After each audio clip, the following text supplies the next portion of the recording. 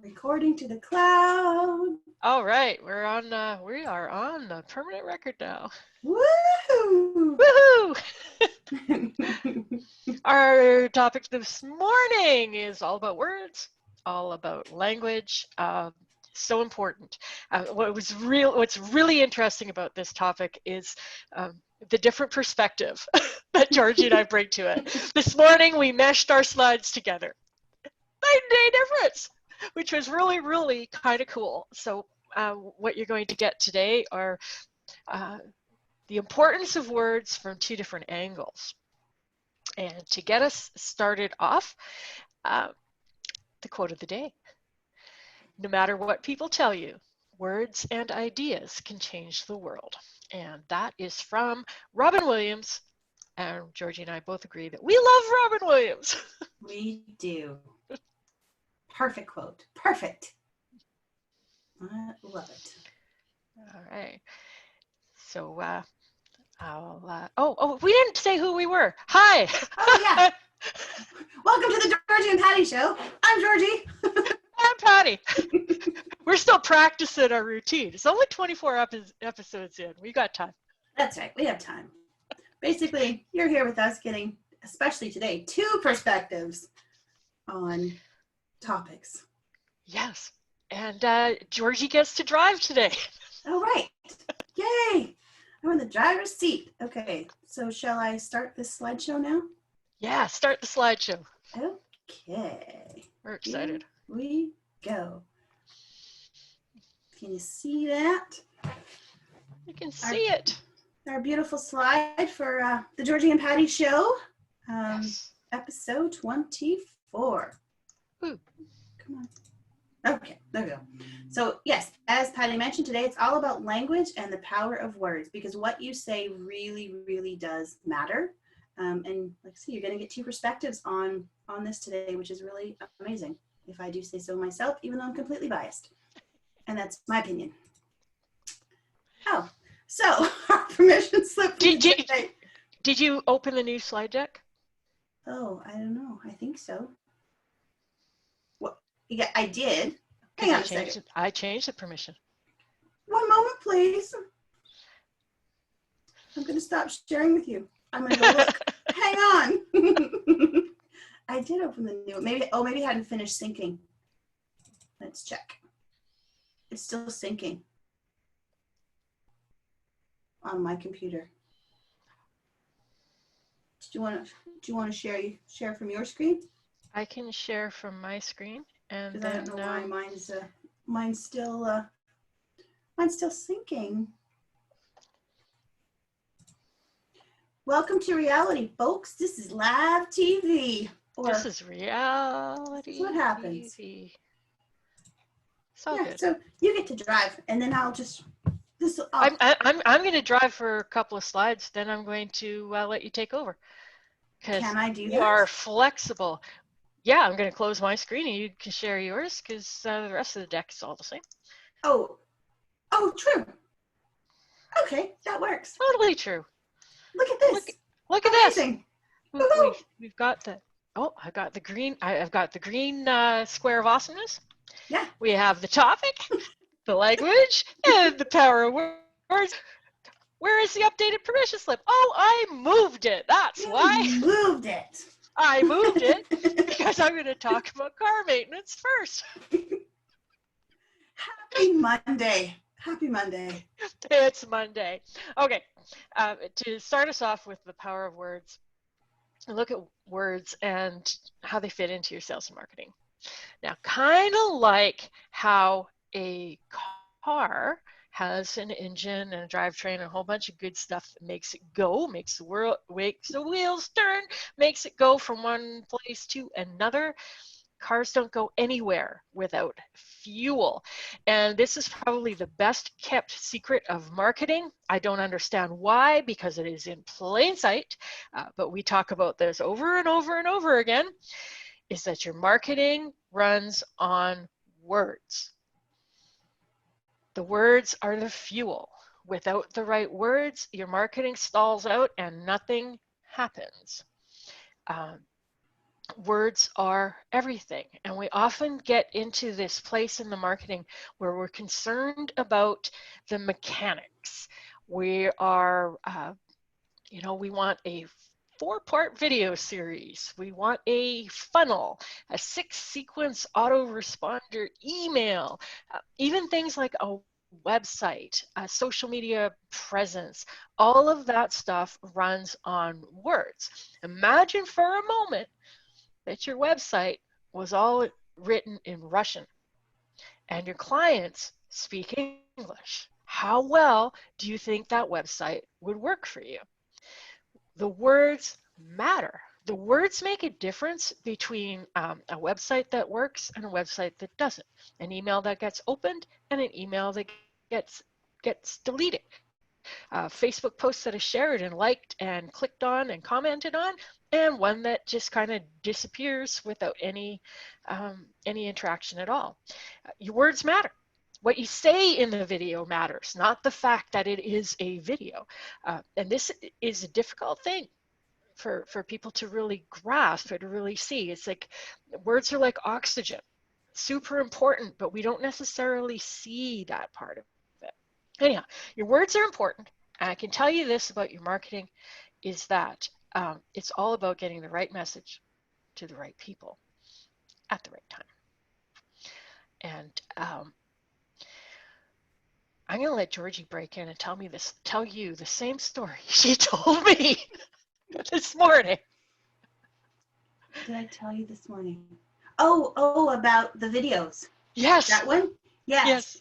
You know, because this just reminded me of when we're talking about words and how we so often, what we think is what's making something work for someone. So I had someone share with me that they were, there's someone who had done a 4 kind of video things, little short videos. And then they had 8 people show up to their course, and then they had 20 people show up to their course, and then more people showed up to their course, and then eventually Mindvalley saw their course, and now it's on Mindvalley. And so the one person thought, oh, the reason this worked was because they had 4 short videos. And the other person was like, no, that's not why it worked. It worked because the videos were free. And I'm like, that's not why it worked. Why it worked was because this person was delivering something that people wanted in the way they wanted it, and his words obviously were being translated in a way that those people could understand. He was giving them something that they needed, they wanted, and it could help them with whatever problem they happened to be going through. And I don't know exactly what the program or anything was, but it really reminded me how often we get stuck in that space of, oh no, it's the videos, it's the opt-in, it's the funnel, it's all the technical pieces, and we think this is why things work. None of that stuff works without the proper words. And like we preach a lot about, it has to be the words in the way your future clients are saying them, the words that resonate with them. It has to be really all about what they want, and the focus comes off of us.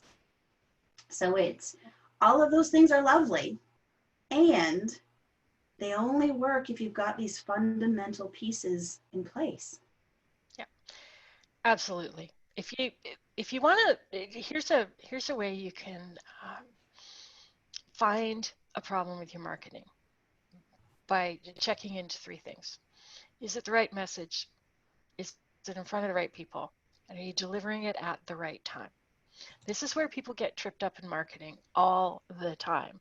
The right message is like Georgie said, it's what your future clients want to hear. You're talking about where they are now, where they want to go, the problems that they're encountering on that journey. That's kind of where your message is in there. That's what's going to get their attention. That's what's going to hold their interest. And it's your job to take their system, their situation, where they're struggling, what they want, and map it back to what you offer as a service. That's the messaging piece of it. Getting in front of the right people.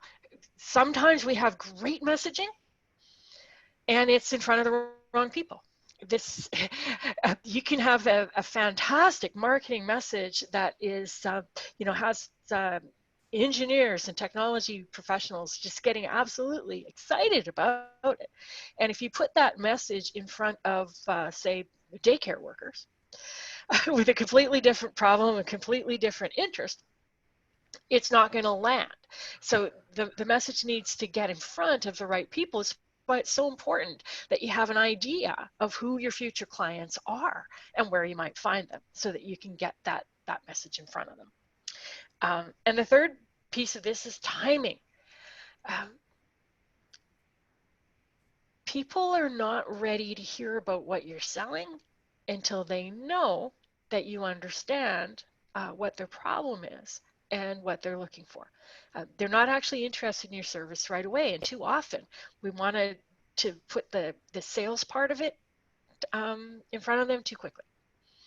So we want to jump right to buy my coaching program instead of spending a little bit of time empathizing with where they're at now and letting them know that we understand where they want to go, and explaining how our thing helps them get what they want. Like that, it's these three pieces. Is, are you getting that message in front of the right people at the right time? If you have all of this stuff lined up, your marketing will work. And if you don't have it lined up, it won't. And that is that actually concludes my slide decks for this morning. The new and improved permission slip. I'll let Georgie take over at this slide. Then I'm going to close my screen. Then Georgie's going to open hers. Okay. Well, your permission slip is that you are 100% allowed to speak your truth and voice your opinions.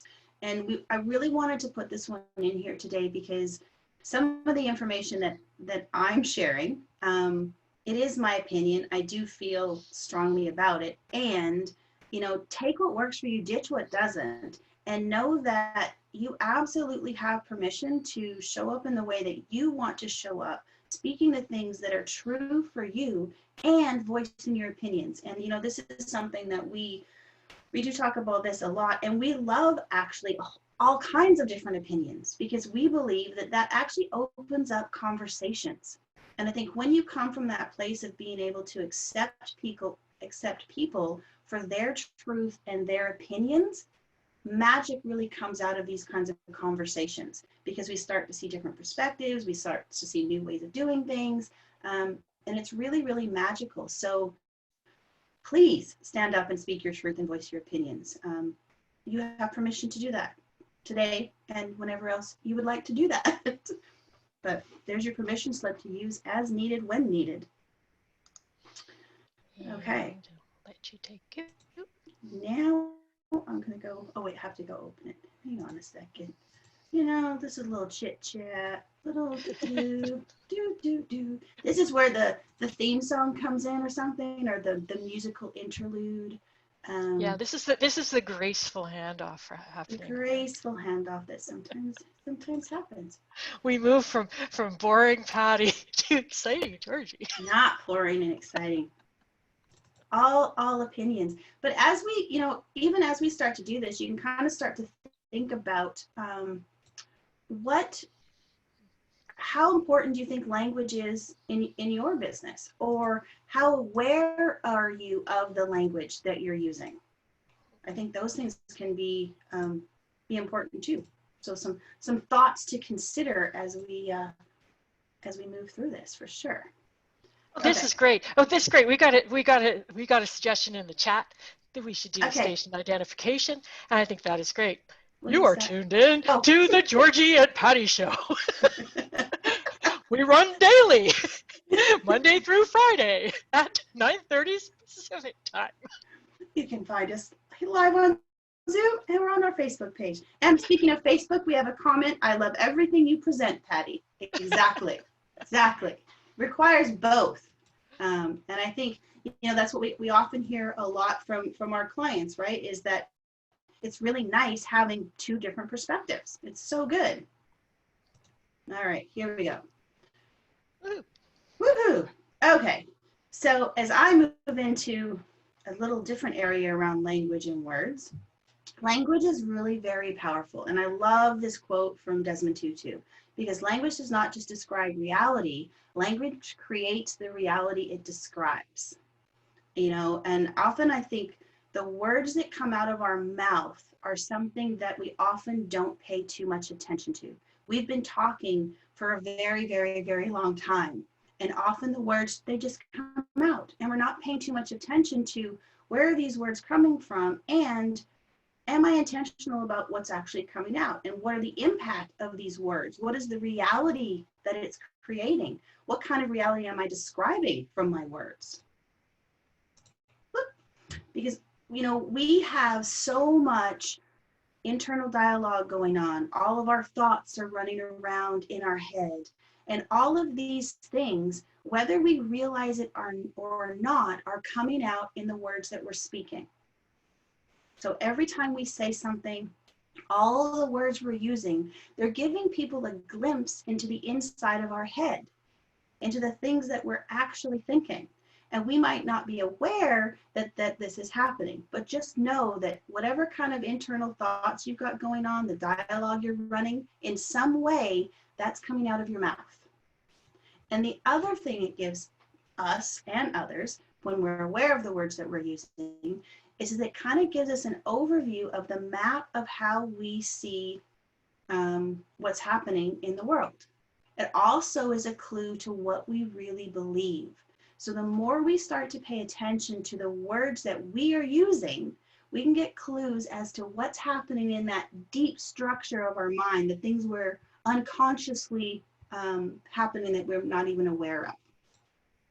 You may have seen a lot of these kind of words before, and often these are the things that are kind of these blanket statements that you see a lot in personal development of things that you would like to remove from your vocabulary. So words like never, should, can't, impossible, things like that, because they give clues to what you really believe. So as I was putting the slide together, I was thinking, do I really believe that's a blanket statement, that these words should all be removed from your vocabulary? And what I was thinking, which came up with my very favorite word at the moment, and maybe they should be removed, and maybe what we should look at is what's underneath these words, and maybe we should look at questioning some of them. So for example, I might wake up in the morning and say, oh, I should go for a run today. And so if I'm thinking, oh, I shouldn't say should, I don't want to should all over myself, as if which is a very popular saying, I think what might be helpful is to look at according to who. Who says I should run today? For me, if I can go into myself and go, I say I should because I have a goal to become more healthy. I feel better when I run. I show up better in my work and for my clients when I run. I'm okay with that. Then I was looking at can't. What do I believe about can't?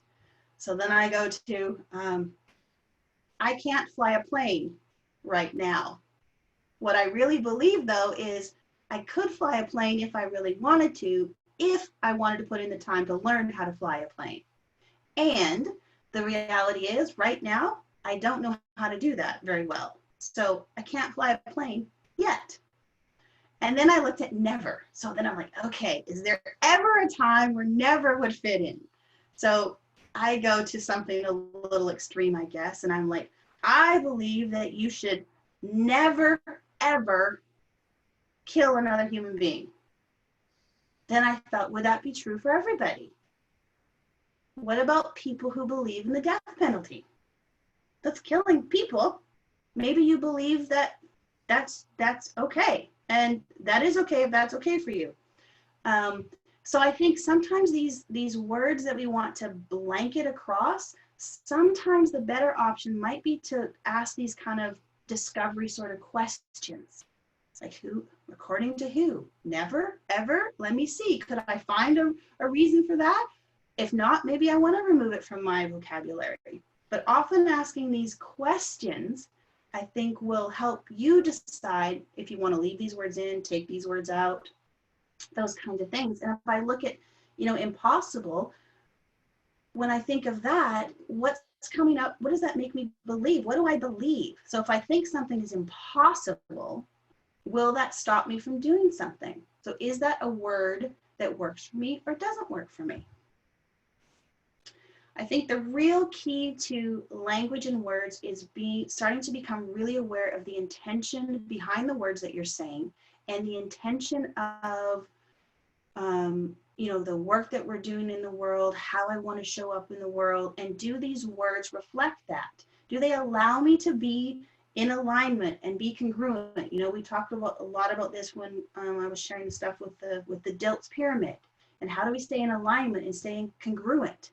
So words can really help us to be aware of our intention. So speaking very intentionally, having intentional language for what we want to represent, to ourselves, and how are these words impacting those around us, because they do impact others too. So with how our brains work, our brains typically think in pictures. So even if you're someone who believes that I can't visualize, I don't see pictures, I get it, and your brain thinks in images, and it happens really, really, really quickly. And what happens is every single time we say a word or we hear a word, we create an internal representation of what's being said to us.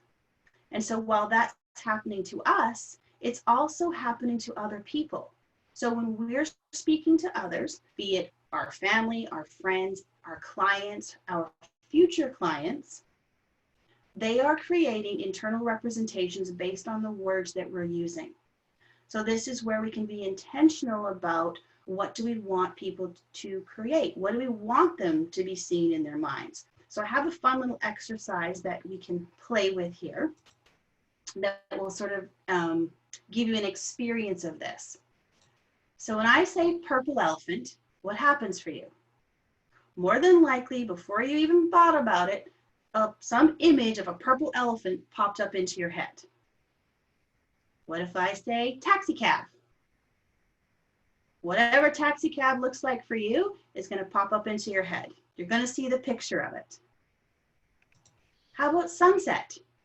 If I say a sunset, we quickly get an image of a sunset. And now my image of a sunset is going to be different than your image of a sunset. And probably everyone on this call today is going to have some variation of a sunset, unless you've never seen one before, and then you're going to make one up. Poverty. When I say that, you create an image of what poverty looks like for you so that you can make meaning of this word. Happiness. We get a glimpse of what happiness looks like.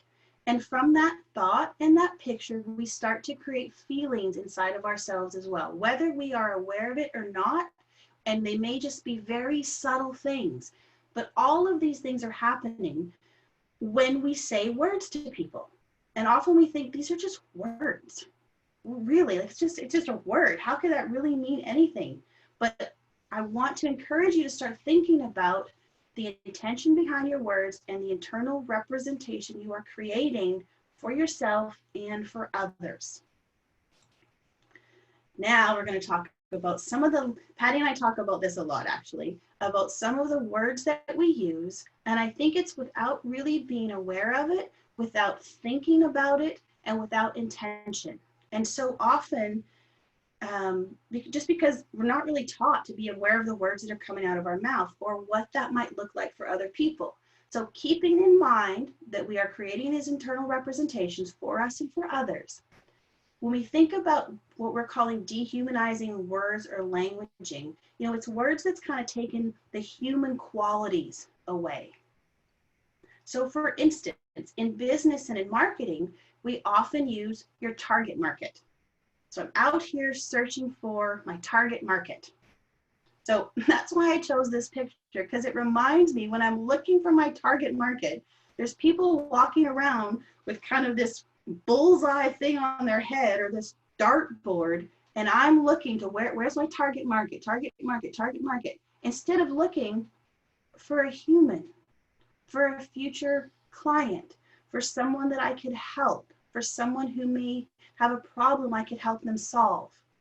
That's who I'm looking for. Another word that I'm not super fond of is a prospect, because I think it takes the human away. Where's my next prospect? Where are they coming from? Oh, you're a prospect. You're a prospect. Everybody's a prospect. What about humans? What if we were humans? Because we're really about this heart to heart way of doing things, and really about bringing a little humanity back. And yesterday I was listening to an Earth Day talk by a fellow by the name of Dr. Nate Higgins, who I think he's one of just the kindest, big-heartedest people, and he's super smart, and I can't understand some of the stuff he says, but some of it I can. And he was actually talking in his Earth Day talk and about the current situation of the world and the way that he thinks we're going to create change in our world. And part of that was through kind of reframing some of the language that we use, which I thought, oh, how cool, because I'm talking about that today. And one of the words that he had that we could look at as reframing is consumers. We're looking for consumers. Consumers do this, consumers do that. But what if we change consumers to humans? It kind of shifts how we think about that. And even how you see people in your mind.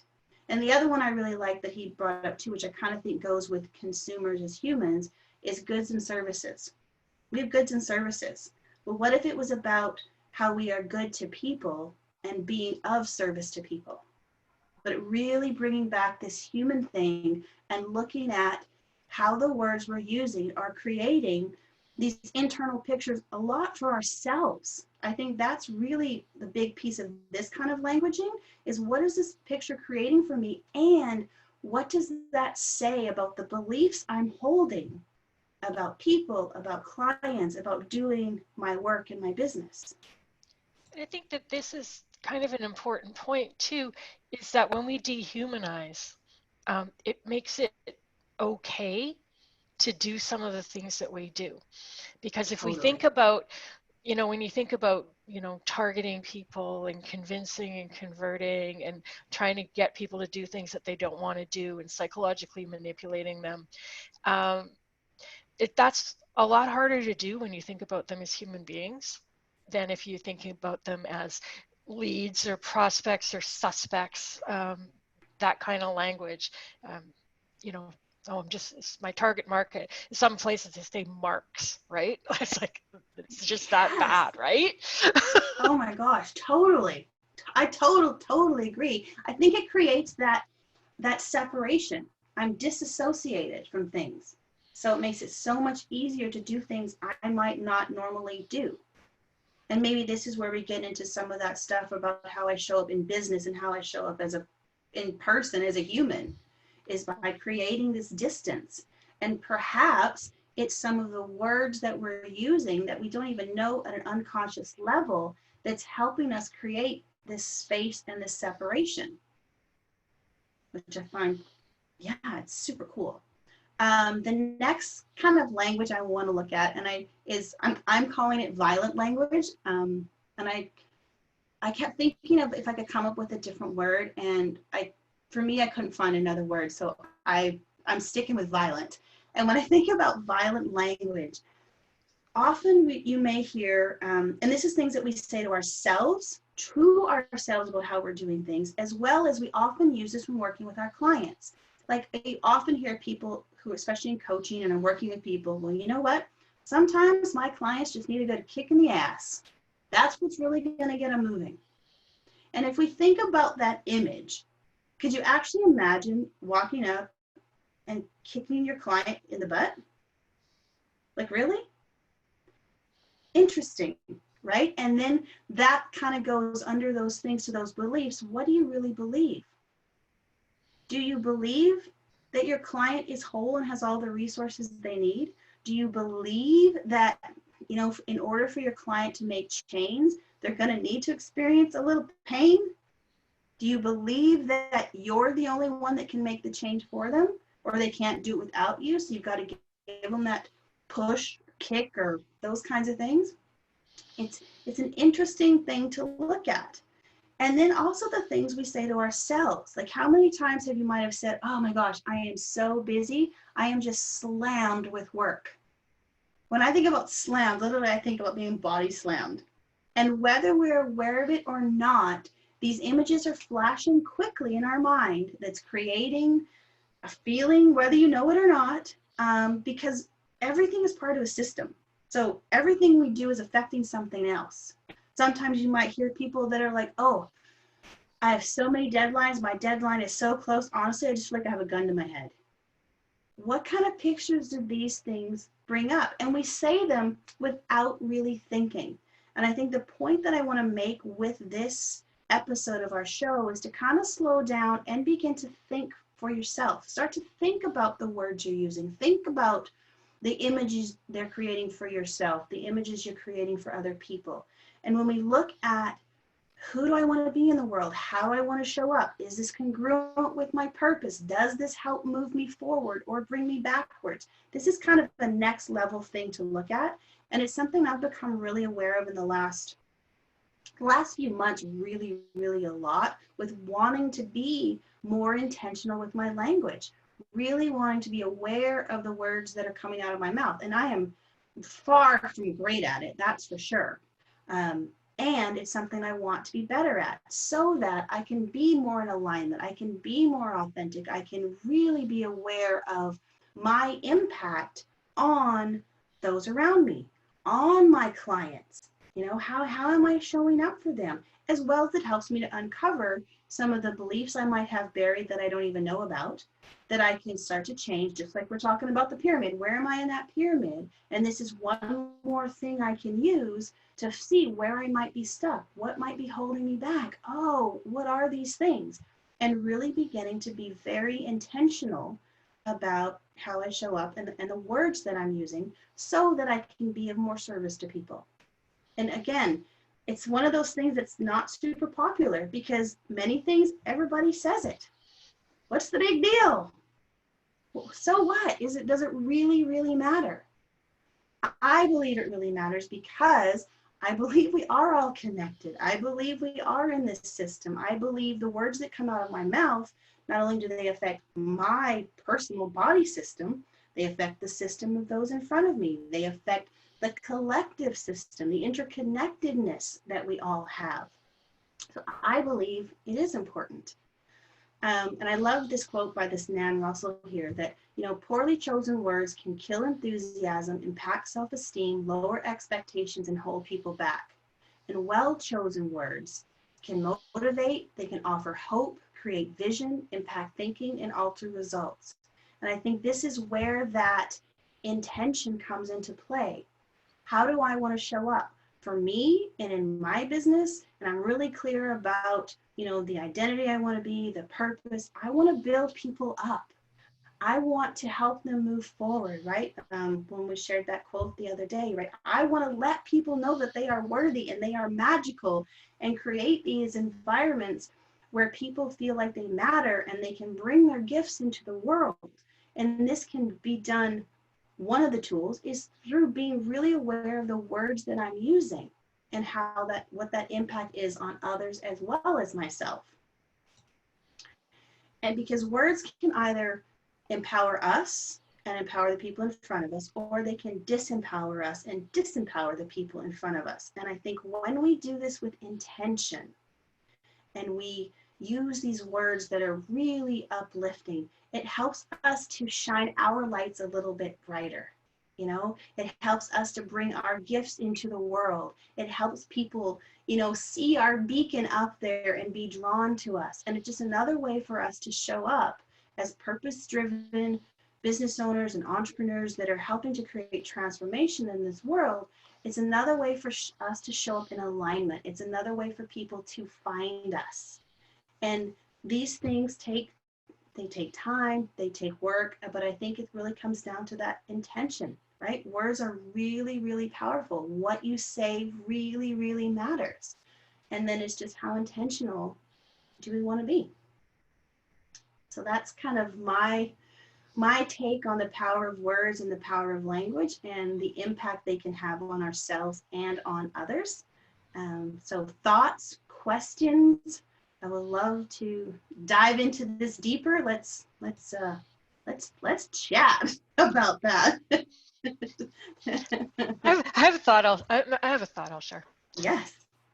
just kind of pulling this together a bit is when we talk about having a transformational business, what we are really doing is we are helping a person or a business become a better version of themselves. Like that's really the work that we do.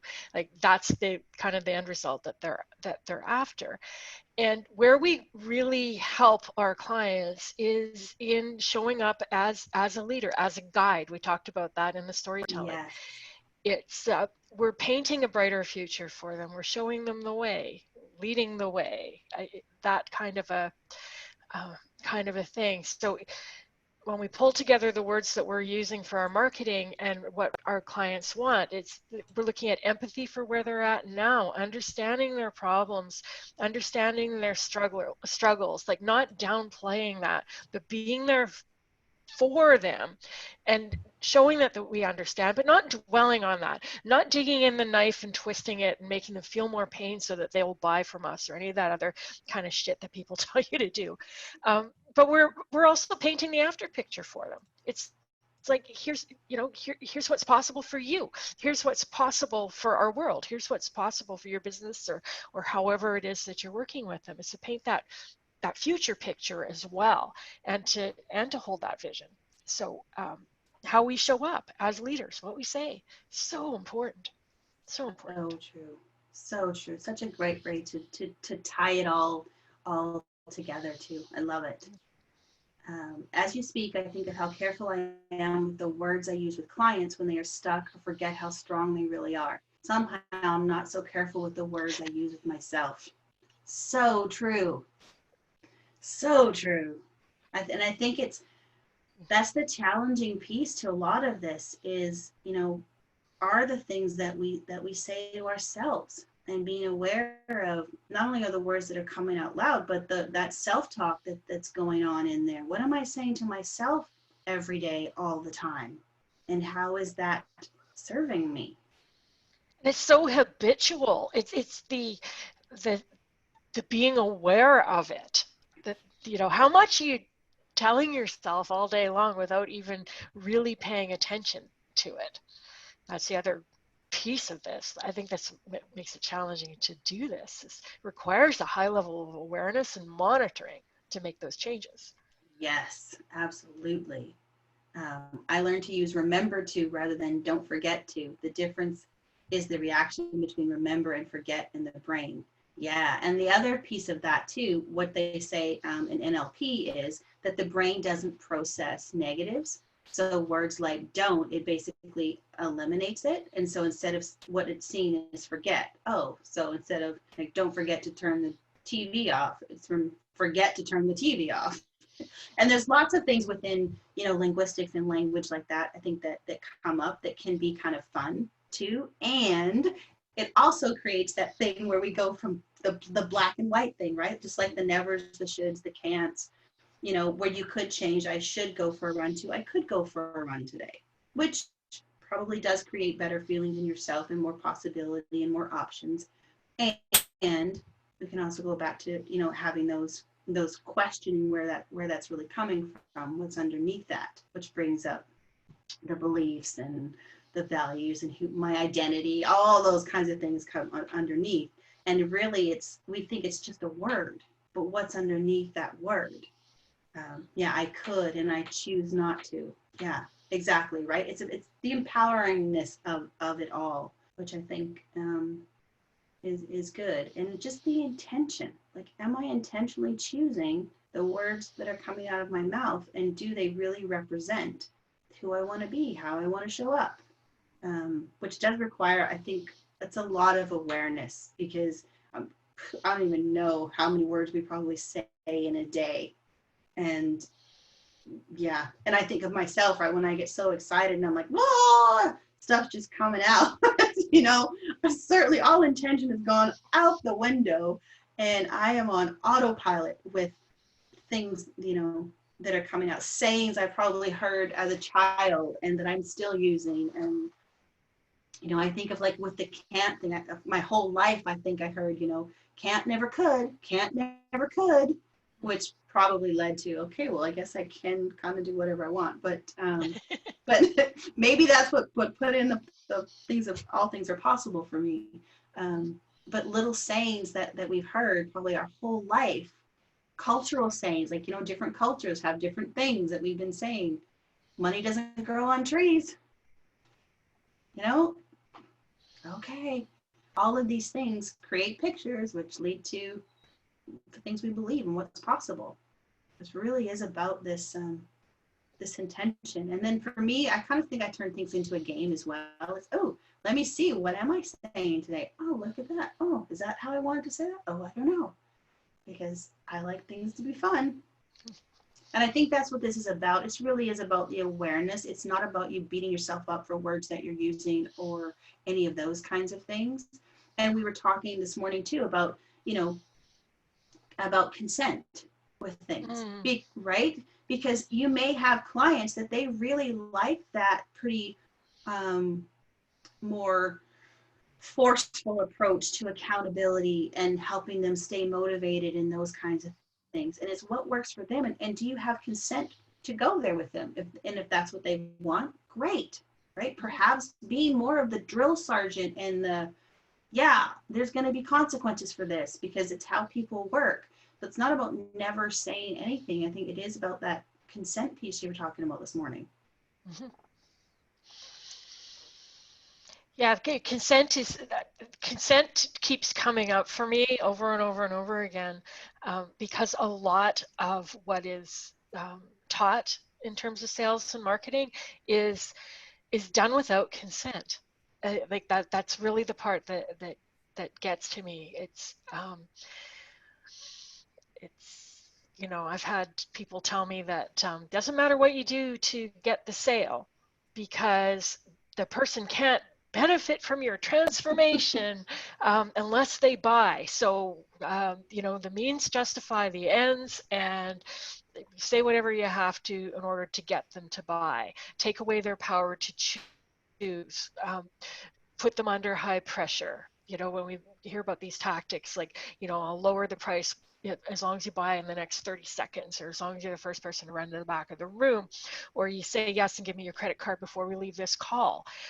That kind of, it's all designed to minimize people's consent, to kind of go around, to trigger them emotionally or psychologically to do what you want them to do, rather than allowing them to make their own decision. Perfect comment in the chat.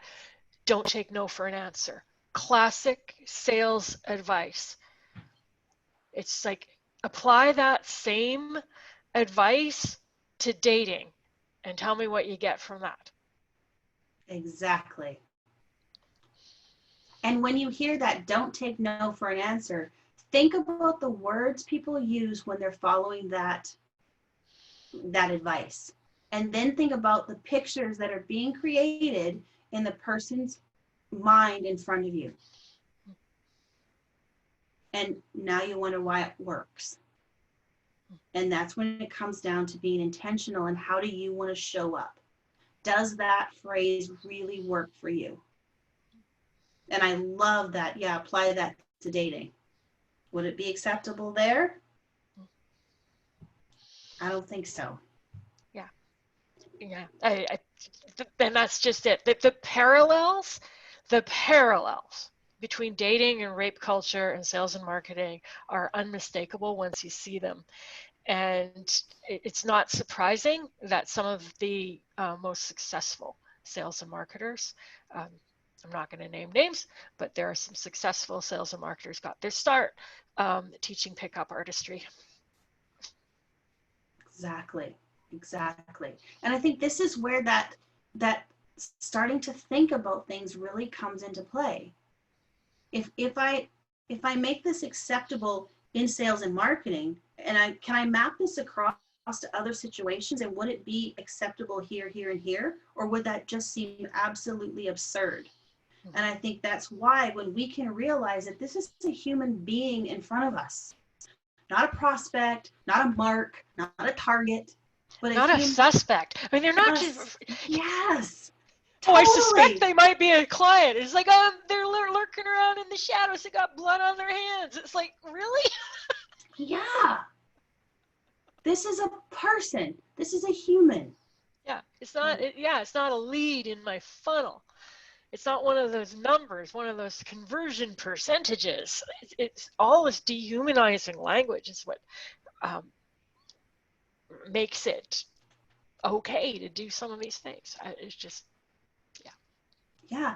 And I think it's just because we're not thinking, really. Like we're not, it's the lack of awareness and that we're just not thinking. And because we have been taught this by experts. So we put our faith and our trust in experts. And so it's like, oh, well, what if I were to disagree? Or what if this doesn't feel right? But they're the expert, and we say this about us too.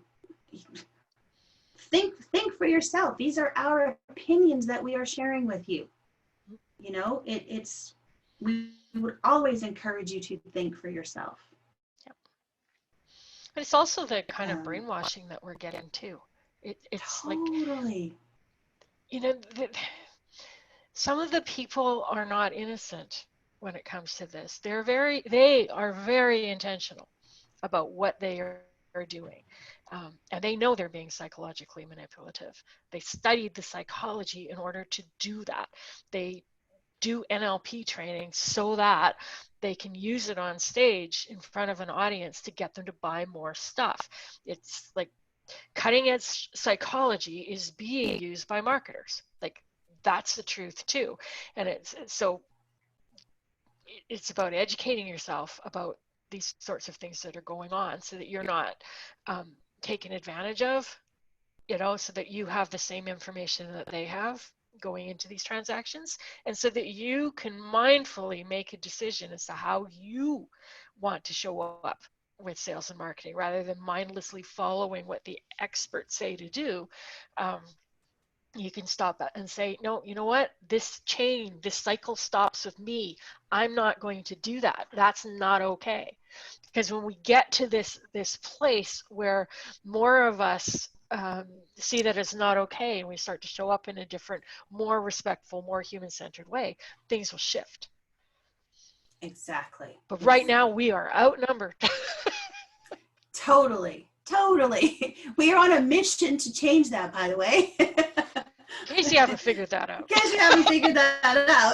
Our mission is to change that. And it's in the Earth Day talk yesterday, Nate was talking about how, the world needs more mystics and warriors, that for this world to change, we need people who are doing this transformational work and looking at more health and well-being and building community and nurturing humans and really getting back to the humanness and the humanity of things. And I was so excited. I told Patty, I'm like, that's what we do. We help these mystics and these warriors get their message into the world and be able to help people so that they can, change the world and bring about this new world that I believe we're going to move into. And I think that's why we're so passionately kind of preaching about, step up, be the leader, get your message into the world. The world needs you now, and we will help you. Like, we will help you with everything that we have, because we are so passionate about that. And things need to be done in a different way. They need to be done in a more human-centered, heart-centered way, and recognize that we are humans having human connections and human conversations, doing human things, and not these dehumanized things such as targets and prospects and stuff. It's a soapbox I could get onto for a long time. I think that's what we're doing, like every morning, Monday to Friday. Every morning. The Georgie and Patty Show. Woo! So true. Okay, chat comments. And if anyone have Facebook people, I am looking at the Facebook too. So for those of you there, if you have questions or thoughts or comments, do please share them and I will read them. Choosing words is such a powerful thing to practice with children as well. One of the first examples I heard years ago was, instead of saying to a child who is carrying a glass of milk, "Don't spill that milk," saying, "Please place that glass of milk on the table." Totally simple, but very different and powerful. Absolutely. And think of that creation of what's happening in that child's mind, how they feel, as opposed to being told, don't spill your milk. But can you just please put that milk on the glass, right? It's the impact that we're having there. So good. I was definitely taught those pressure tactics by experts. I felt I had to do that to have a business and get clients. So glad I found both of you to show me a way that feels right for me. Yeah, right. It's finding those ways that work for us. Please share the Earth Day Talk info or link again. There are many out there. The one you mentioned sounds. I will. Nate, I think Nate's going to have it up, I believe, today. So as soon as he has it up, I'll share it on our page, and then I'll make a note. Maybe we'll put it in our email that goes out as well. So if you're not on Facebook, those kinds of things, we can put it there for sure. Nate's really, really amazing. Again, he has a lot of information. He's really, really, really, really smart. So I have to listen to things like about 10 times to kind of grasp it all. But it is really, really good. I'm curious to know if you think it is possible to create a 7+ figure business with your philosophy. I'm not aiming for that, just wondering if some of the people I have crossed paths with could have accomplished the same things in a different way.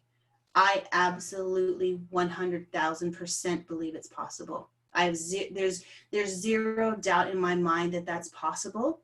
And I really believe, especially moving forward, even with what's happening in the world right now, I think it's going to be these people, our people, all of you on this call, that are totally going to be able to do that if that's what you choose to do and if that's what you want.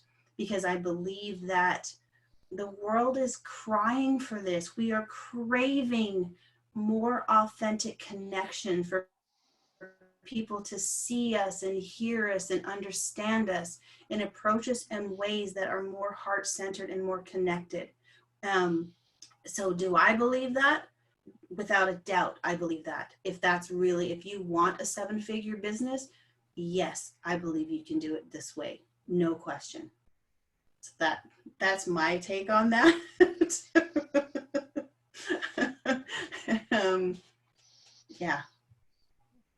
Yeah. Now, whether those specific people could do that or not is another question. Yeah, whether those people who've done it the way they've done it, I don't know.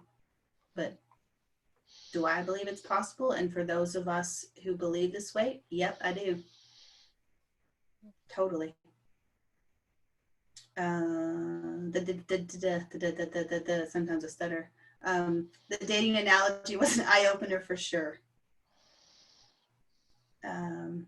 Good point about the feeling impact of words that a child and adult has to words. Yes, Nate. So he's Dr. Nathan Hagens is his name. He has some great stuff on YouTube. I'll post all this actually on our Facebook page. And if there's anyone listening that's not on our Facebook page, just let me know and I'll put the he's got some like a nice, really nice little 4-part course kind of thing that explains his philosophies and stuff too. Oh, here we have in the Q&A. I'm glad someone else is recognizing the errors of our language. I correct students often and explain why they should change the words they use. Nice. Awesome. Because I think it is one of those things that we're often not aware of. You know, it's I'm not on Facebook. Okay, no problem.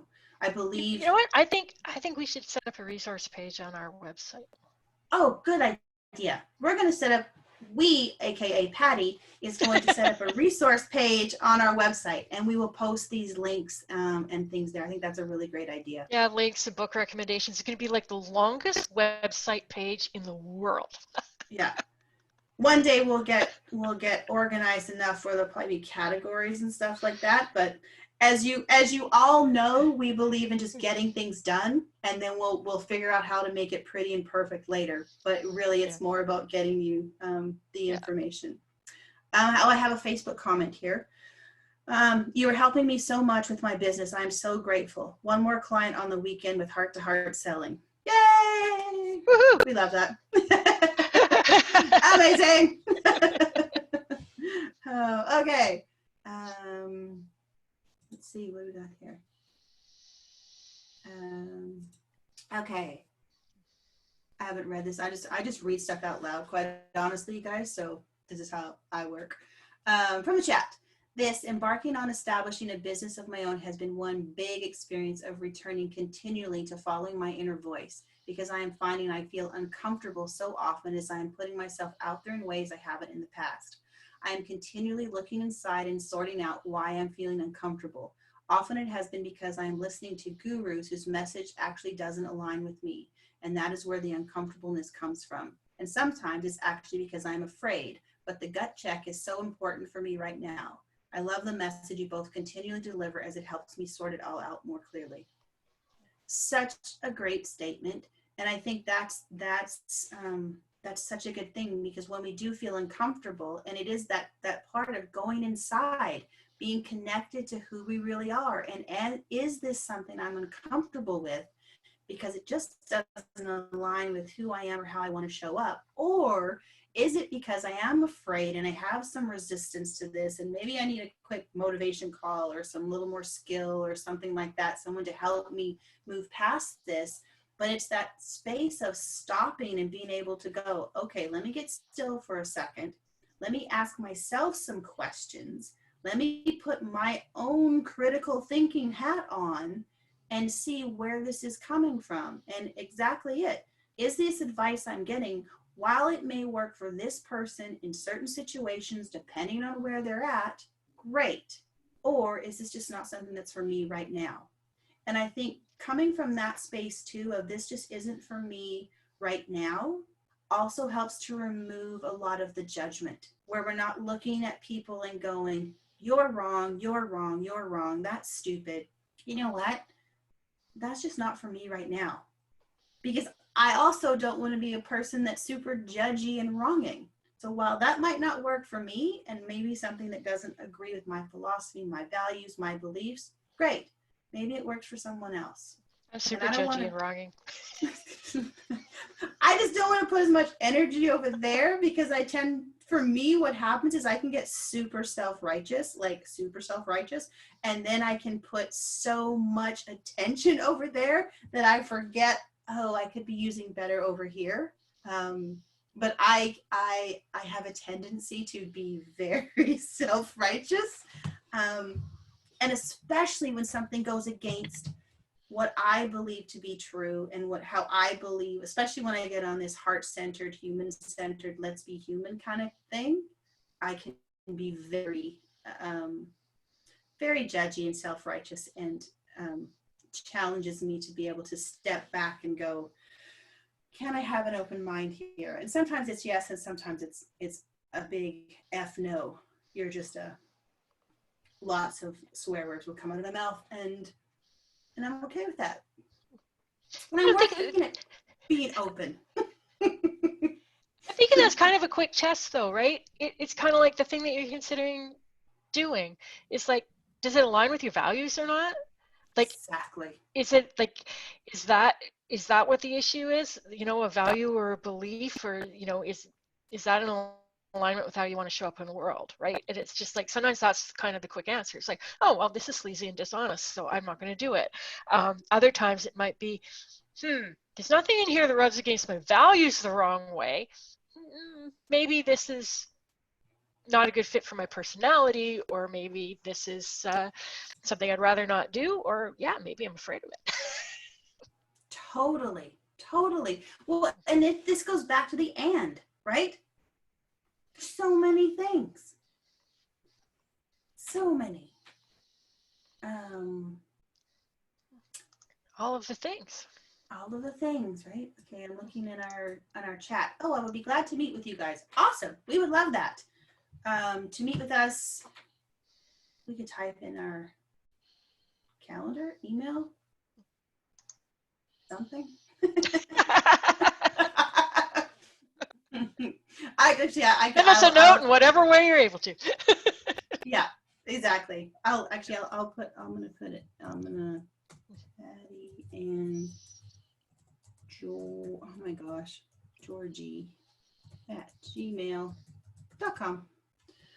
There we go. And also, I think if you could have conversations among participants would be powerful. Yes, some of our Zoom calls are like that, or within our community stuff. So what's the easiest way to make these as effective as possible? Zoom webinar makes great recordings, which doesn't allow for the verbal chat in between. Exactly. Sure. Any other thoughts, questions as we are over time? We are over time. We are over time. Tomorrow, what are we talking about tomorrow? Oh, I was hoping you'd remember. Oh, I know what we're talking about tomorrow. Tomorrow we are talking about focus and control. I can't remember yes. the exact title, but I know that that's what we're talking about tomorrow. Yes. Oh, that's a great topic. Yeah. That's a great topic. That's going to be really good. Where do you focus your attention? What can you control? What can you not control? How do you make progress? All of that kind of stuff is going to be tomorrow. Exactly. All right. Thanks for being here. Thank you, Facebook people, for being here as well. See you tomorrow. Same bat time. Same bat channel. Bye.